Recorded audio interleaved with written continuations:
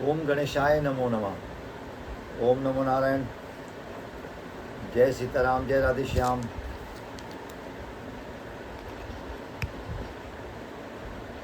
जय माता दी। प्रिय दर्शकों, भक्तगणों, बड़ा शुभ समय और लग्न मुहूर्त आने के लिए है। ये आषाढ़ मास शुक्ल पक्ष प्रारंभ हो रहा है और दिनांक 5 जून 2024 को अमावस्या, ये भृगुवासरे शुक्रवार को अमावस्या। इस अमावस्या में करें विशेष उपाय अपने पूर्वजों को, पितरों को प्रसन्न करने के लिए, क्योंकि पूर्वजों को और पितरों को जो प्रसन्न किया जाता है वो अनेक प्रकार की सफ़ेद और श्वेत वर्ण की ही वस्तु होती हैं। इसलिए ये अमावस्या जो पड़ रही है, अमावस्या शुक्रवार को है और शुक्र ग्रह का जो रंग है वो श्वेत है, सफ़ेद है। तो पूर्वजों के अनुसार बिल्कुल ठीक है। इसमें आप पीपल के वृक्ष पर और विशेषकर एक वृक्ष आपको और बता रहा हूँ जो कि अमावस्या से ही बहुत ज़्यादा रिलेटेड है। बरगद का वृक्ष, वट वृक्ष। आप उस वृक्ष पर जनेऊ धारण कराएं सफ़ेद, और सफ़ेद जनेऊ के साथ साथ आप लोग वहाँ पर कुछ चीनी या विशेषकर बर्फ़ी, और सर्वोपरि है कि आप मिश्री रखें। जो दाने वाली मिश्री होती है उसका भोग लगाएं और दूध में भी उसी को डालिए और शंख में भरिए उसको। शंख में भरने के बाद में उसमें आप दूध भरें और तत्पश्चात आप पीपल के वृक्ष पर इस अमावस्या में जलाभिषेक करें। तो आपके पूर्वज अनेक प्रकार से प्रसन्न होंगे, और जो पितरों के कारण से आपको कोई फल प्राप्त नहीं हो पा रहा है या पितृ जो आपके अतृप्त हैं उनकी तृप्ति के लिए ये विशेष महा उपाय है। आप इसको कीजिए और लाभ लीजिए। अब आइए इसके आगे वार्ता करते हैं हम लोग इस ही आषाढ़ मास के शुक्ल पक्ष की। कि आषाढ़ मास शुक्ल पक्ष दिनांक 6 जून 2024 दिन शनिवार को पुनर्वसु नक्षत्र, और इस दिन से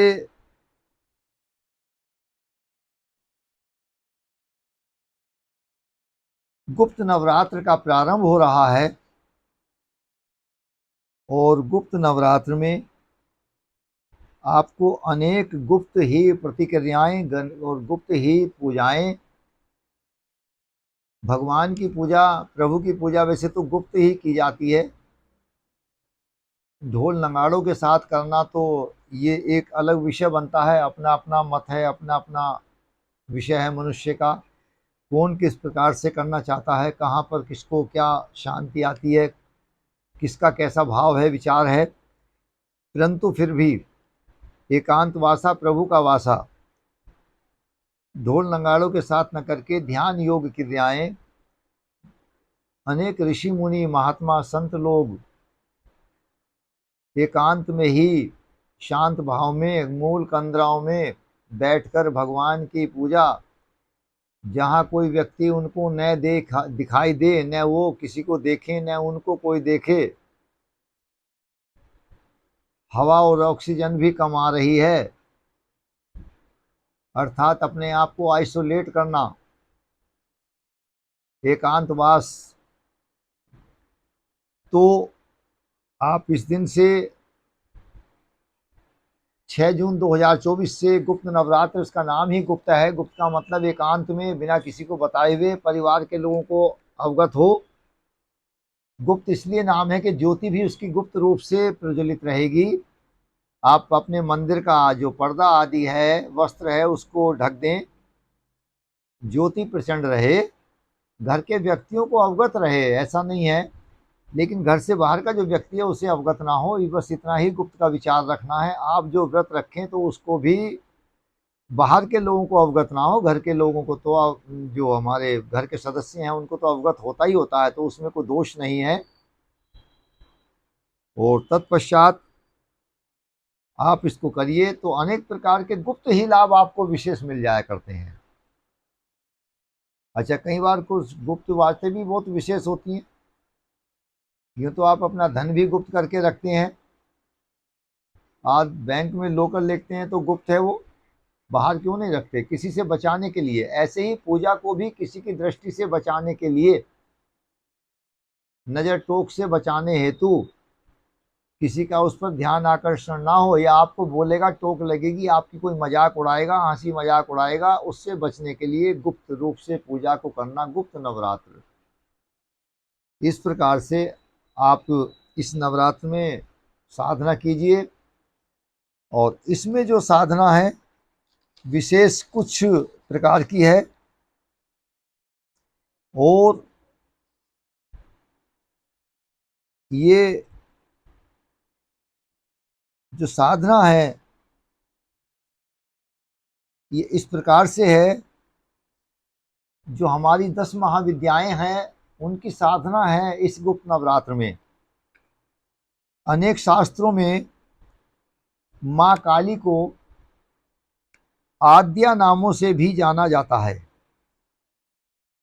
और ये माँ काली के 8 नाम भी हैं अलग अलग प्रकार से,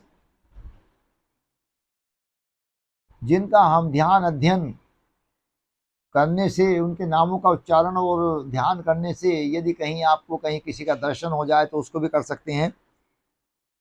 जैसे कि हरिद्वार में दक्षिण काली का स्थान है, बड़ा सिद्ध पीठ है। तो माँ काली के 8 नाम: दक्षिण काली, भद्रकाली, गुह्य काली, महाकाली। विश्वजीत महाकाल पुरुष की शक्ति के नामों में महाकाली है। आइए इसका कुछ विशेष आपको लाभ और उनके पूजा का विधान बताते हैं।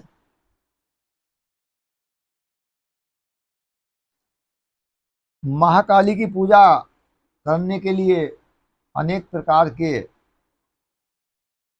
प्रयोजन है मनुष्य के। महाकाली की पूजा, भैरव पूजा और शनि पूजा जो की जाती है, वाद विवाद और मुकदमे जीतने के लिए, प्रतियोगिताओं में प्रतिद्वंदी को परास्त करने के लिए, एवं किसी भी प्रकार के शास्त्रार्थ में विजय के प्राप्ति हेतु माँ काली की उपासना फलदायी होती है प्रिय दर्शकों। और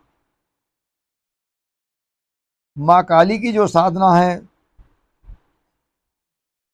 लाल रंग के आसन पर, शुद्ध आसन पर, कंबल के आसन पर बैठकर पूर्व या उत्तर की ओर मुंह करके बैठें, और माँ काली का, दक्षिण काली का चित्र जो है मुख दक्षिण की ओर करके रखें।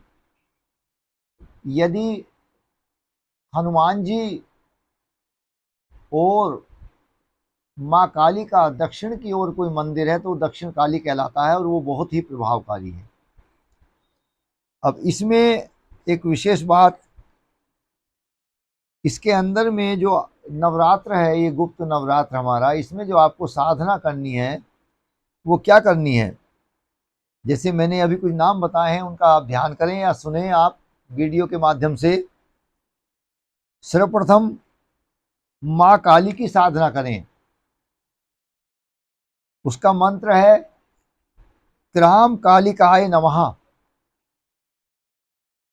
द्वितीया, इसमें आपको तारा साधना करनी है, माँ तारा की साधना करनी है। ओम ह्रीम स्त्रिय हूम फट, ये माँ तारा साधना का मंत्र है। तीसरा, त्रिपुर सुंदरी साधना करनी है प्रिय दर्शकों, उनका मंत्र है ओम हस्त्री सकल हस्त्री हस्त्रोह। इसके बाद भुवनेश्वरी साधना करनी है, ओम एम ह्रीम श्रीम नमः। तत्पश्चात त्रिपुर भैरवी साधना है, ओम हस्त्री त्रिपुर भैरवी ये नमः। तत्पश्चात माँ छिन्नमस्ता की साधना है। 7वें नंबर पर धूमावती माँ की साधना है। 8वें नंबर पर माँ बगलामुखी की साधना है, जो कि बहुत ही प्रभावकारी है प्रिय दर्शकों। फिर माँ कमला की साधना है और 10 नंबर पर माँ मातंगी की साधना है। आप इन साधनाओं को करेंगे। माँ जो है आनंदमयी भी है, आनंद की दाता है और पूर्ण रूप से माँ के हाथों में जो वर्ण मुद्रा है, अभय मुद्रा, यही बताती है क्या कि अपने भक्तों को निर्भय करती हैं। और जो दशम विद्या है माँ की, उसमें 10 विद्याओं में माँ काली का सर्वप्रथम स्थान है।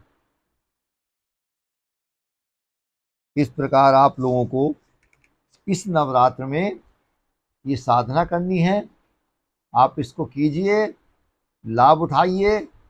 ये गुप्त नवरात्र है तो आपको गुप्त ही प्रकार का कोई विशेष लाभ मिल जाया करता है। गुप्त क्या है? जिस पर आपका ध्यान ना हो, जो आप प्राप्त करना चाहते हैं वो गुप्त होता है।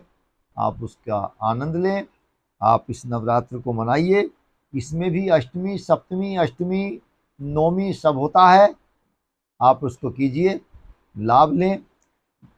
इसी वीडियो के साथ हम इस वीडियो को समापन की ओर ले जाते हैं। अगली वीडियो में पुनः भेंट करेंगे। जय माँ विंध्येश्वरी, जय माँ विंध्यवासिनी और जय माता दी, जय माता दी माँ, जय राधे श्याम, जय सीताराम, जय सीताराम, जय सीताराम।